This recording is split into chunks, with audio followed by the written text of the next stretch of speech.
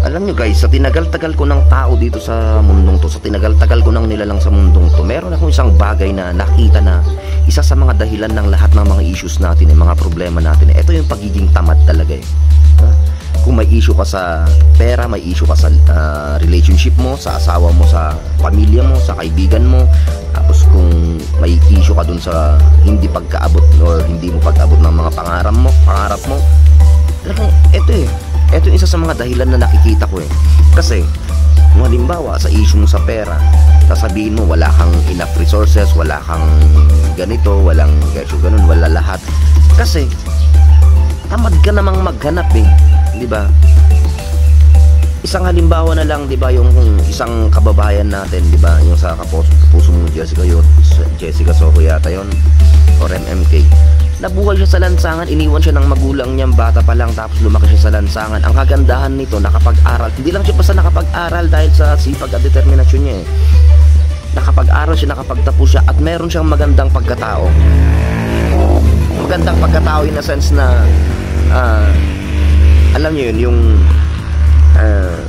hindi lang siya basta hindi siya dahil lumaki siya lansangan, nagkaroon siya ng ugaling lansangan, di ba? Hindi ganoon.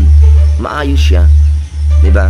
So kung ang issue mo naman ay love life, sabi talagang tinamad ka lang mag-effort para mapanatili mo na maganda yung relasyon niyo, yung estado ng relasyon niyo, di ba?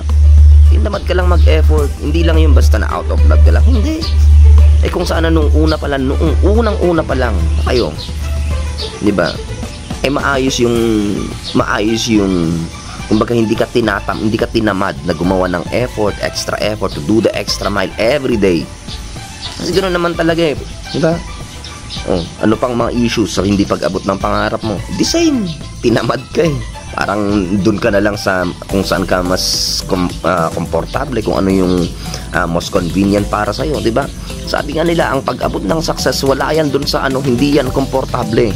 Kung gusto mo maging successful, that's not a successful journey, di ba? Kaya kung tinatamad ka yung gawin yung mga bagay na yun, well, huwag ka nang umasa dun sa mga bagay na gano'n. Huwag ka magreklamo, di ba? Kasi nga tamad ka eh, di ba? Eto nga sinasabihin ko to eh. Dati tamad din to eh.